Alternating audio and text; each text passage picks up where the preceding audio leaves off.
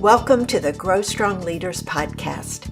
I'm your host, Meredith Bell, and I interview business leaders who are committed to their own growth and the development of everyone on their team. If you enjoy my podcast, be sure to subscribe and rate it on your favorite podcast platform. Thank you for joining me for another episode of the Grow Strong Leaders podcast. You are going to love my guest today and the passion that she brings to the topics that we're going to be addressing in our conversation. So I want to welcome Dr. Mechelle Roberthon to my show. So glad to have you with me, Mechelle. Thank you so much, Meredith. I'm so excited to be here. Well, I'm excited to have another conversation with you and also introduce you to my audience. I met Mechelle on one of Andy Storch's talent development think tank calls, and I instantly connected with her positive energy and her insightful comments. And from our first conversation, I knew she would have a lot to offer my listeners. She's a woman of many talents, and speaking of talent, that's actually her specialty. Mechelle is a certified professional in talent development. Her background includes training delivery, performance improvement, and managing learning programs. She received her Doctor of Education degree from Baylor University, and she holds a Master of Science in Education with a specialization in training and performance improvement. Mechelle is also an experienced career and professional development instructor. She's taught over 500 corporate courses and receives consistently high evaluations. No surprise to me. Her dynamic teaching style has become a favorite among her learners, and you'll see why as we get into our conversation. So, Mechelle, what I'd like to start with is your work on your EDD and the topic you chose for your dissertation. Tell us about that. Yes, I'm just so excited to be here, and thank you for your interest in this body of research, because what a labor of love it was for almost 3 years researching this topic. So my dissertation is titled Getting to the Room Where It Happens, a qualitative collective case study on Black women holding and pursuing senior and executive leadership roles. Whew, that's a mouthful. So here's what's so cool about when any of us pick dissertation topics. It's the prompting question that gets us thinking about what we're going to research. And there's a professor from Baylor University where I got my degree, Dr. Howell, who is so awesome. And Dr. Howell said to us, "What in your profession, in your world, needs to be turned upside down?" That was the leading prompt. And it was actually a class assignment. And I thought, I'm in the talent development space. I'm in the HR space because, as you know, in a lot of organizations, talent development is embedded within HR or closely related to HR. And I thought, okay, what in HR, what in talent development, what in corporate culture need to be turned upside down on its head? And it hit me at a company event. We were at this time in my life, the employer I was working for held senior and executive leadership meetings with everyone within the organization. So we're talking about 180 plus senior and executive leaders. And my team was responsible for putting together this gathering. It was an ordinary gathering. I showed up. We're helping with coffee and sign in and greeting and helping people to their seats and with the agenda. And we're sometimes facilitating a class. And in the middle of that event, I scanned the room and I counted the Black people. And out of 180, I counted 12.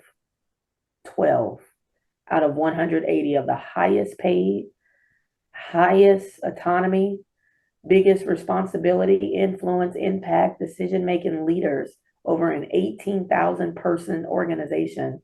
Of its 180 senior and executive leaders, 12 were Black. And 10 were maybe Black women and 2 were Black men. And I said, oh my gosh, I have my answer. The look of leadership needs to turn upside down. And that is truly how my dissertation topic was formed. It took on a couple of iterations before we got to the last version of it. The getting to the room where it happens is purely because I'm a Hamilton lover, and that's one of my favorite songs on the soundtrack. And the lyrics of that song are just so perfect to my dissertation. We don't know how the sausage is made. We don't know how deals are made. We just assume that it happens, but no one else is in the room where it happens. So we are just a bystander of decisions being made company wide, and often question, well, why can't we make those decisions? So then I started researching this thing in great length, and that's how the dissertation was birthed. Mm. And so you were focused, if I remember correctly, on women who aspire to go into the C-suite. And what are some things that you learned in your Yes. research? So I actually focused on two groups, women who were already in the C-suite and women who wanted to or aspired to be. And so I found five quick things I want to share with you, Meredith. And the first I found was that from my research participants, which comes from two groups, Black women who are already in the room, already in the seat, and those who want to be. I found that number one, the Black women from my study were well aware of the weight and the magnitude of a senior and executive leadership role. So they didn't want it for namesake purposes or for title purposes. They understood that these roles were decision impacting and business strategy impacting and mergers and acquisitions and benefits and just enterprise wide or organizational wide responsibility. So I love that. They knew the weight of those roles. The second thing I found was that they had an interest in those roles. A lot of such a low minority for a talent pool. I'm often told as a response, well, there's just not enough people in the talent pool, or Black people are just not interested. And what I found was, oh, yeah, they are. The ladies from my study are absolutely interested and oftentimes probably don't feel safe enough to inquire about the role with the existing senior and executive leaders to say, hey, tell me, I saw we had a position posted. Can you talk about that job for me and what it entails?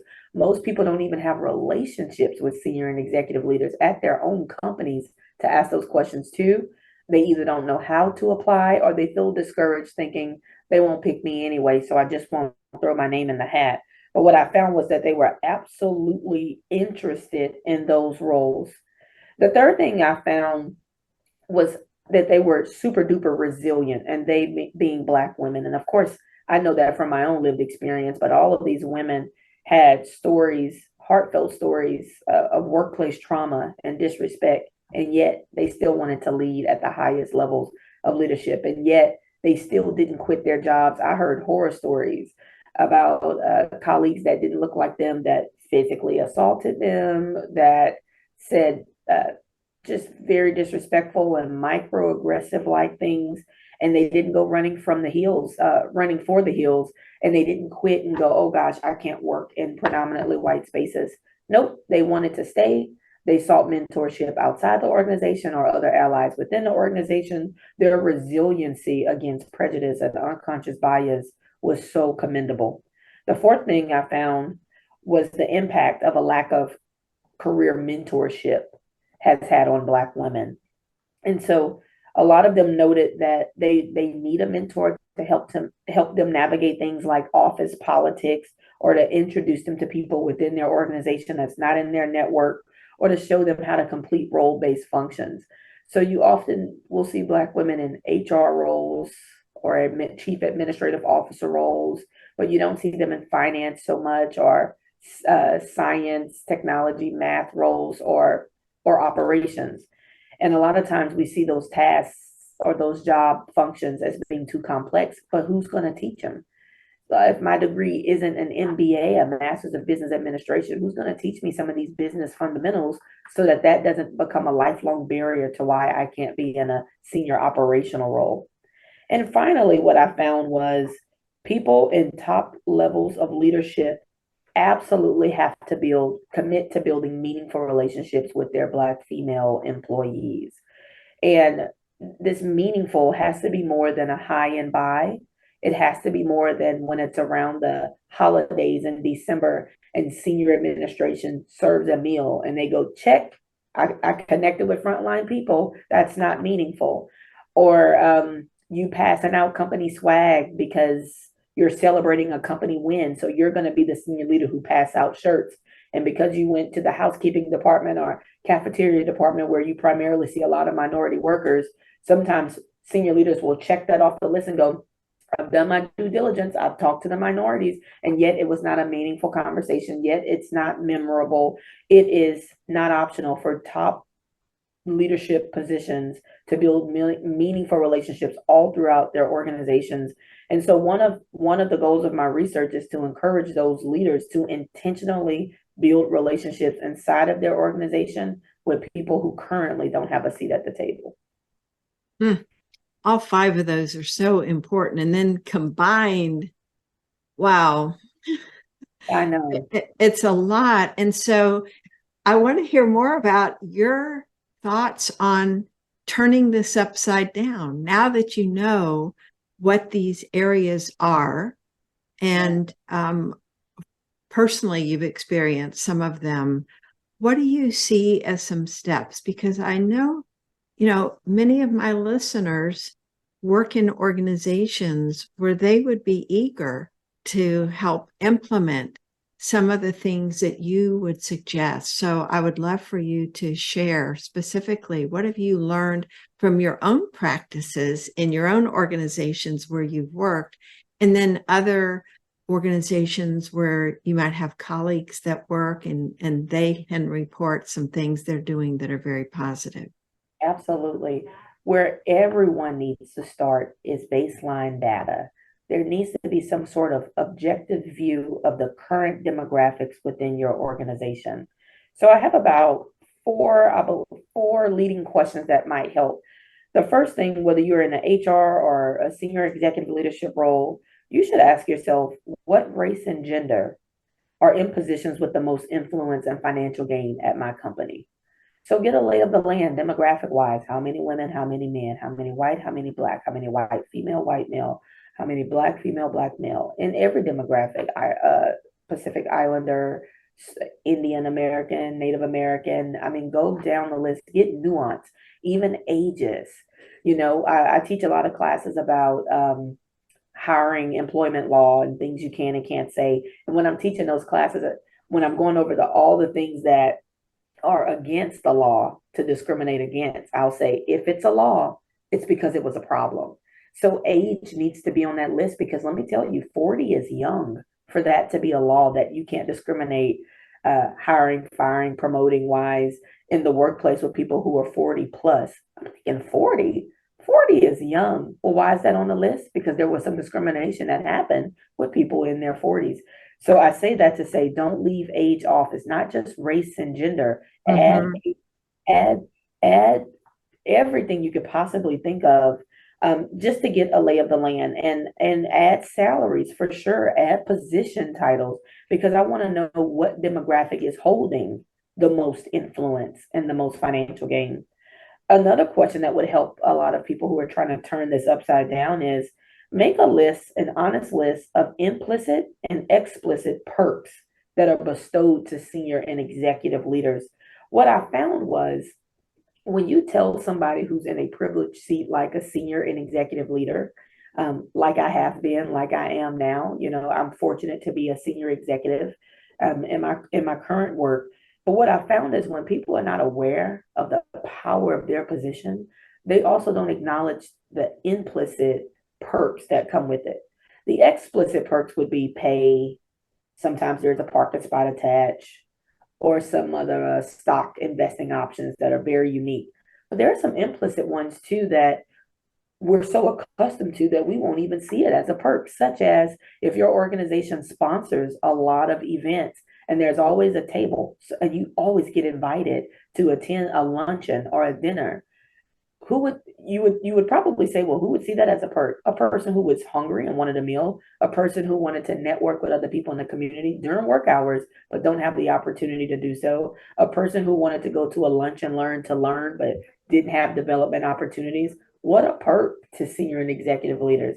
And a lot of companies, a lot of your leadership and development programs are exclusive to senior and executive leaders. And if Mm. they are open to other positions, what I found is lower dollar in-house created programs go to your supervisors and above. But high dollar external development programs, oh, those are reserved for VPs and above. So those are your $10,000 programs. They will fly you out. They will put you up at the Ritz. That's an implicit perk. So I need people to make an honest list of implicit and explicit perks so that they can see the magnitude of who is not benefiting from these things. Another thing that everyone should absolutely do is make a list of what demographic is typically missing from the talent pool for top leadership roles. So the next time your company's hiring for a chief such and such, or a VP or SVP, senior vice president, and you're looking at your list of candidates, you're not likely to see on their resume and application those demographics. Some of your companies, especially your national companies, are asking for demographic data on the application. But if you don't, you can get this list just from people who physically show up to interviews or virtual interviews. I just want you to be mindful of the pool. If you say, wow, we had 20 interviews in these last 2 weeks, all were white men. I am not saying they're not qualified or shouldn't get the job, but that ought to make you pause and go, why is that? I'd love to see some varied talent. Or where's this job posted, and is it accessible to everyone? And are there any minority specific groups where we can also post this? That is not against the law. And so a lot of time people misunderstand affirmative action, even Meredith. When I did some time in nonprofit work, and one of the most fulfilling jobs I had was for Big Brothers Big Sisters, which is a national organization. Amazing work. And the biggest mentor need we had was Black men, because the biggest youth sign up we would receive were Black boys. And we would always ask the mentee and the mentor and the parent what their preferences were for the mentor. Most times people wanted someone who looked like them. Well, if I have a whole lot of Black boys, but not a lot of Black men, we had to do some targeted advertisement in groups and areas and spaces where there was a large Black male population. Now, at this time, we did not accept anybody who wasn't a Black man. We interviewed any white man, Mexican man, any other race that would come and say, hey, I want to be a big brother. We celebrated, we went crazy, we took the interview, we got pumped up, and yet we still did targeted promotion for all Black fraternities and predominantly Black church groups and all those things, still while accepting any and everybody who applied. What if workplaces took that same approach? It is okay to post one of your high-level jobs on the National Black Nurses Association website and still post it on Indeed and LinkedIn. It is just you trying to add more variety and diversity in that talent pool. So make note of that. And then my last one I would give is you want to make sure that career and leadership development opportunities are equally accessible to everybody within your organization. If you have some sort of fancy mentorship program for senior leaders, that's great. Don't stop your fancy senior leader mentoring program. Just ask yourself, hey, what do we do for frontline employees? What kind of development do they get? Who's regulating that? Because you're leaving a group underdeveloped. So now when there's time for a position to be posted, you can't even fathom an internal applicant because they're all underdeveloped. So of course you have to go external because you're not reinvesting in your current resource. Your current employees are golden. They're just underdeveloped. They don't know what you refuse to tell them. So these are just four quick things, not quick, let me not say quick. These are just four meaningful things that anyone can do to start to turn the tides upside down and level them. I don't want to see Black women on top disproportionately to anybody else. It'd just be nice to sit around a boardroom table and not notice that you're the only one who looks like you, the higher up you go in leadership. I'd love to see a rainbow full of different people that I can learn from, grow from, and get insight and lived experiences that are not my own. Mm-hmm. No, all four of those are really important. I want to tap into the one where you were saying, look for other places to find these folks, because if you stick to what you've always done, you'll be limiting the potential pool. And I think that that's such an important and powerful idea. Because your experience there with the Big Brothers Big Sisters is a great example. It's not to limit, but it's to expand the Yes. potential pool of people, so then you're able to really draw in that diversity Yep. that you're hoping for. One of the things that you had mentioned that came up in your results was this lack of mentorship, and earlier we had talked about also sponsorship. So I would love for you to talk about what is the difference you see between mentoring and sponsoring, and how can an organization be more proactive about creating those kinds of opportunities? I love this question, and there is a distinction. Mentorship is a long term, could be short term. I don't want to contradict myself by saying that. Don't get hung up on long or short, but it is an extended relationship that is meant to develop the other person. The mentor is typically more experienced, more skilled, more knowledgeable, more connected, and they're able to guide, steer, teach someone with lesser experience, or who's not as wise in a certain area or on a certain task or a certain project. Is helping them to navigate those waters. It is a safe space for a person to truly be themselves and get unfiltered, selfless guidance. Sponsorship is when someone uses their network and all the things they've accumulated as a professional to help others advance. Because I have this influence in this space, I'm going to talk about your podcast, Meredith, so that more people can listen. That's me verbally sponsoring this podcast. So it is when somebody says, hey, I'm pretty high up, or I have a knowledge, or I have a skill that this other person doesn't have, and I know that they want it. So I might say in the meeting, if you and I work together, Meredith, that, gosh, Meredith is my friend. She's a frontline employee, and she's really looking to get some project management experience. And Mechelle, you are involved in all the projects at this organization. So to sponsor you, one, you typically wouldn't even be in the room when I'm sponsoring you. When I verbally say, hey, I'd really like to work with Meredith from the second floor on this project.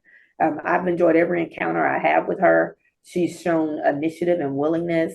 So if that's okay with you, I'd really like to partner with Meredith. And now I'm saying that name on purpose, and people are like, Meredith, second floor. Okay. So a sponsorship is someone who, I don't want to say risks their network, but uses their influence and their network to advance someone else in some capacity. Mm-hmm. That's a great explanation of the two. So let's think specifically about someone raising their awareness level. What are some opportunities that come up in a typical workplace where someone who does have that higher position or influence could speak up on behalf of someone else? Absolutely. I think of two settings automatically. One that's kind of like an all-call meeting of some sort. This could be a department heads meeting, a manager's meeting, a board meeting, a senior meeting, an opportunity where there's a varied audience or a large audience present. Because when you're sponsoring, you want the name of this person in the minds of all those people who are present. You're trying to cover as much ground with promoting how awesome this person is, or what an opportunity it is to develop this person to a larger group. That's one practical space where someone could plug someone else's name. Another one is in those intimate settings where the meeting is more than just informational and announcements, but it is where people are rolling up their sleeves, having an extended conversation about a thing. And it might be a smaller, more intimate group. Also, another perfect opportunity to sponsor someone, to give someone else a shot. And sometimes those intimate conversations and meetings are absolutely the best. At my previous employer, we were on a work trip, a carpool, going to another state, and it was only three of us in the car. I'm in the back seat, and I'm riding with two leaders from the marketing department. And I asked them, hey, when you sponsor things on behalf of our organization, is there a reason there's always the same 8 women who go? And I'm one of the 8. I'm just curious. And they gave me some reasons why, visibility. They have exclusive clientele. I thought all great reasons. I said, have you thought about some of our frontline people who also have a unique clientele who would be so honored at the experience, who could be there to develop themselves and to build their network?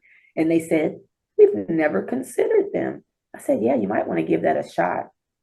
So I sponsored everybody with this particular job title who I was thinking of at my previous employer on a car ride to Houston, Texas. So that was a simple explanation or a simple example of me sponsoring, and I championed all people with that job title. Most of them were white women. I just didn't see them at the table, and I wanted some company from the front line. So sponsorship can be as informal as that. I love that example, because what you're really illustrating there is being intentional as you're raising your awareness of these opportunities.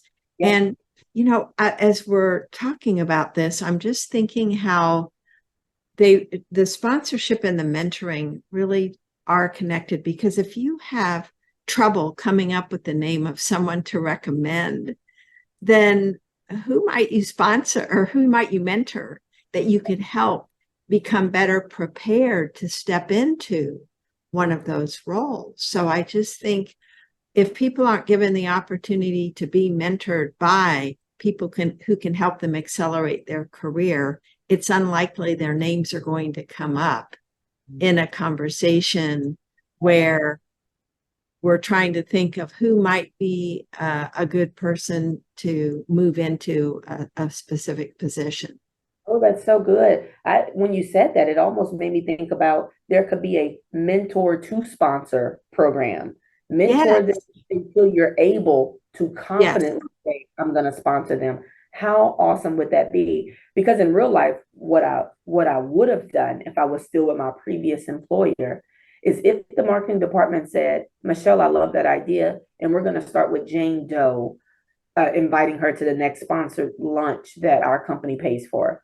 I would have reached out to her to mentor her. Hey, heard you got this awesome opportunity. Come with us to this next American Heart Association luncheon. A couple of things. When we go there, I want you to work the room. Here's what I mean. Go shake hands. Go meet people besides the people at our table, but meet them too, because they work all over our current geographical landscape and you might not have met them.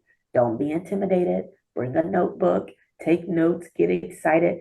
As simple as that seemed to us, and it only seems simple to us because we're overly saturated with events and development like that. To someone else, it's a whole new world, and they'll need mentorship on how to exist in a space like that when they've never been.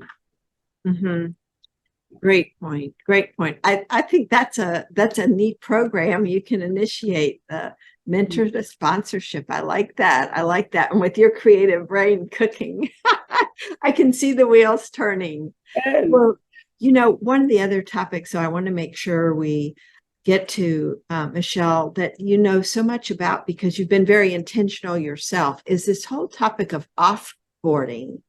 Onboarding is so important and everybody knows about that. What do we need to do to help somebody get up and running, understand our culture, become a really high participant in terms of a contributor? But what about when people are going to be leaving? Yeah. That whole offboarding process. Talk about what you mean by offboarding. When does that start and end, or does it ever end? Yeah, I do think there's an end to it. It starts when someone voluntarily leaves your organization, but there's some involuntary offboarding that you can do well too. So involuntary or voluntary. For voluntary, this is someone who is choosing to say, "Hey, I no longer want to work here for whatever reason," and they give that 2 weeks notice or whatever that time period is going to be. That starts offboarding. When it's involuntary, it starts when you know the decision that you're no longer going to continue employment with this person. Whomever is in that room when the sausage is made for that decision, offboarding starts then. Because sometimes on the involuntary side, when the decision is made that Jane Doe is no longer going to work at this organization, she typically might not know that day or right away, especially if they're trying to come up with coverage or support for that decision. It could be a week out. But that's a perfect opportunity to start thinking through how do you want to hold that conversation and what information do we need handy, especially if it's not a favorable termination where you might need proof and things. That's getting your papers together and having compassion, but directness in those kind of conversations. It's giving them logistical next steps about their benefits. That's on the involuntary side. Primarily on the voluntary side. So this is someone who's given their time and tenure to your organization and they are choosing to bow out. That's when offboarding starts. And it really just, it is a plan in place to celebrate their time, short or long, that they've been with your organization, ensure a smooth transition with them leaving and who's going to have their assignments and the weight of their responsibilities after them. It is setting them up for success with little bells and whistles. I think you saw a LinkedIn post where I talked about offboarding and I included a post with an employee. I was posing with her and she was leaving. And in the caption on LinkedIn, I said, "Is this an inconvenience? Absolutely. Do I want to backfill her role? I do not. But am I absolutely happy for her? Yes." And I helped her get that job. I She's going to a previous employer I used to work for. I reached out to a chief operating officer and sung her praises because I knew personally it was going to be a great fit for her and in her career elevation. And this young woman is thriving. So I celebrated her on her transition, even though we had to figure out the boring stuff like coverage and training and learning and who's going to take her portfolio of work.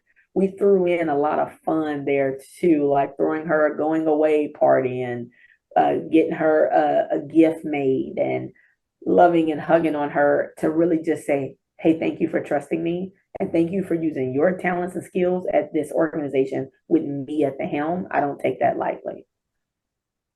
You know, Mechelle, you just gave a perfect example of sponsorship Yes.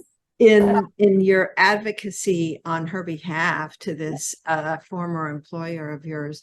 And, you know, as I'm listening to you talk, what's hitting me is, and contrasting it to the way some other companies have let people go through email notification as an example, and thinking about the after effect. And that was why I was asking about, is there an endpoint? Because what I was thinking of is, if someone has a good experience as they leave the company, what are the odds that they'll speak highly of the company in the future? The company's reputation is somewhat on the line there, depending on that end experience the person has being a part of that organization. No, I agree. You are absolutely right about that. The reason I say there's an endpoint because I'm not actively offboarding people who've been gone 2 to 3 years. Your last day is when I'm done doing tasks to ensure a smooth transition. But if I've done all those tasks well and that transition is indeed smooth, I am hoping the impact of that is that you refer people to our organization as customers or employees. And I've seen offboarding done extremely incorrect with people who've had really long tenure, was so beloved by our organization, and the way they handled that 2 week period was so poorly that this person, although they had 15 years of awesome experience, wouldn't have the best to say in the end about the organization. And that broke my heart. Well, what are some of the things, so that my listeners can learn, what are some of the things you've seen organizations do wrong Yeah. that interferes with that whole process going well? Uh, so let's start with some of the smaller things. It is when and in the organization's defense, they could be blindsided by a resignation. I get that. It knocks you off your feet. This tenured employee is leaving. I understand that.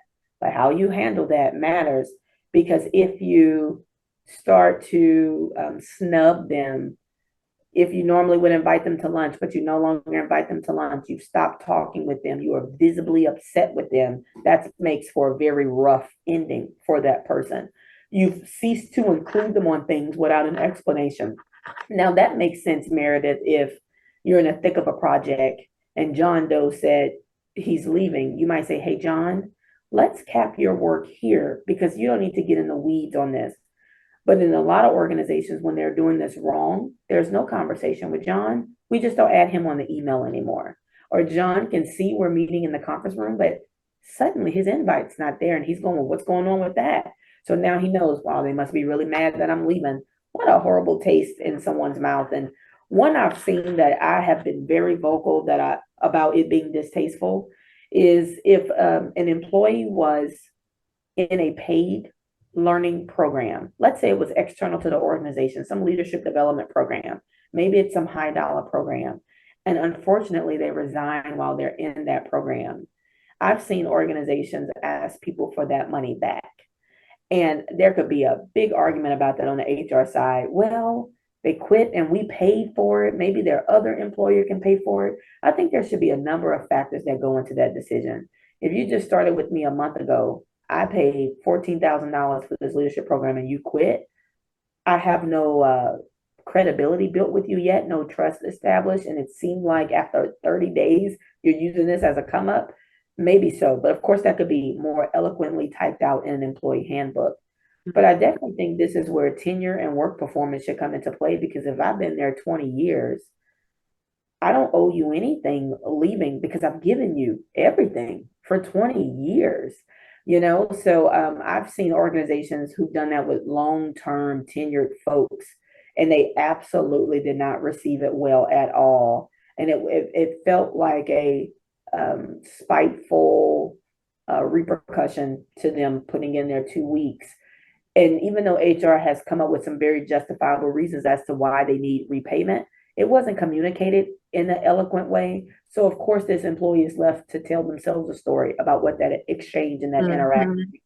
So if you're an HR professional listening to this, or even a hiring manager, talk to human resources about explicitly stating these things in the employee handbook in advance. This is something we go through during onboarding. So it won't be any surprise to them when we offboard them. I'm okay with whatever the rule says if the rule is stated. In this one particular example that I'm using, there was nothing in the handbook that guided repayment of development programs. So to on a whim ask this very tenured person seemed very unintentional. And that person left feeling very disconnected from an organization Mhm. that they loved. Yeah. Yeah, and the ill will that gets carried forward with that kind of thing, it's rather short-sighted to Yeah. look at, well, they're going to do this to me or us, we're going Yeah. to do this to them. And Yeah. taking that long view of, and especially the perspective, if they've been there a long time and they've really been an important contributor to the organization, no matter what their position was, That's right. you want to do right by them. And I'll add to Meredith, a failure to celebrate the employee is another error I've seen people make. Mm. The last 5 companies, there's always been a celebration. I voluntarily left all last of those companies. I'm saying 5. I can go back to like 7, 8.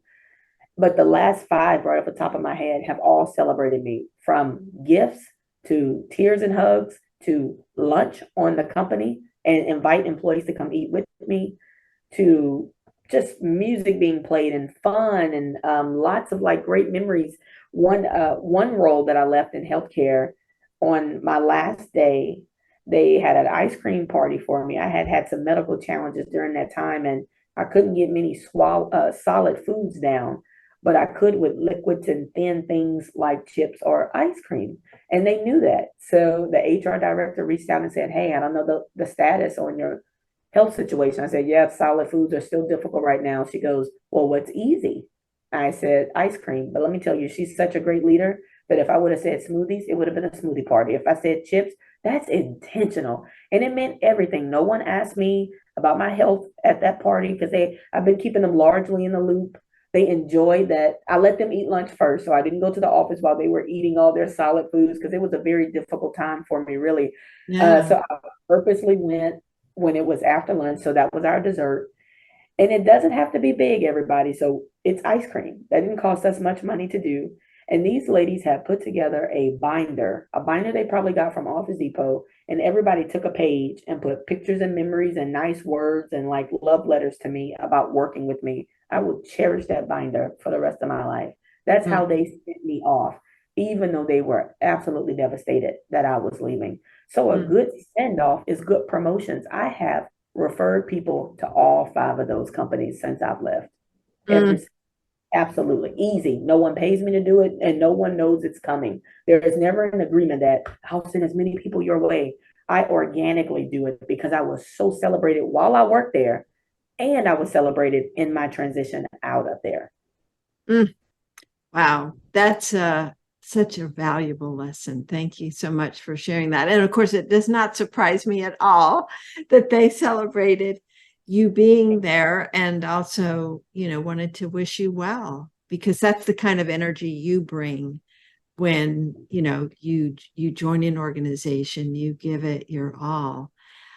Mechelle, this has been so valuable. Thank you so much for opening eyes around the challenges that Black women have faced, the importance of seeking and being proactive about mentoring and sponsoring folks, and also Yeah. thinking through the whole offboarding process and the experience for both the organization and the person leaving. You are a gold mine of information, and I thank you for being here. I just love the work, the commitment you bring to everything you do. I would love to give you a chance to just let people know how they can connect with you and learn more about what you're up to and follow you. Absolutely. So I am on all the social media outlets that you could possibly think of, minus a few new ones. There's something popping up new with Instagram called Threads. That's too modern for me. But you can absolutely connect with me professionally on LinkedIn first, is always my platform of choice. I am on LinkedIn as Dr. Mechelle Roberthon, which will be in the title of this episode. I am also on TikTok professionally. So my TikTok is at Dr. Mechelle Roberthon. I post all sorts of workplace culture tips for frontline employees to thrive at work. I talk about everything from salary to employee engagement surveys in language and in a way, in a delivery that frontline employees can receive and use in their workplaces. I'll also make sure I share with you, Meredith, the link to my link tree, which will include access to email me, to previous podcast episodes I've been featured on, and even more information about my dissertation as well. Well, that's great. Well, thank you again, Mechelle. This has been such a pleasure, and I'm excited about staying in touch and seeing all the great things you are doing in the world, turning things upside down in many, many different ways, I know.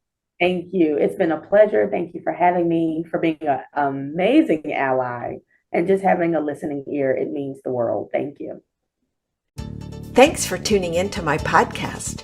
Now head over to growstrongleaders.com and check out our 2 books, Connect with Your Team and Peer Coaching Made Simple. While you're there, download the free facilitator guide to find out how to implement our unique peer coaching system. Until next time, I'm Meredith Bell.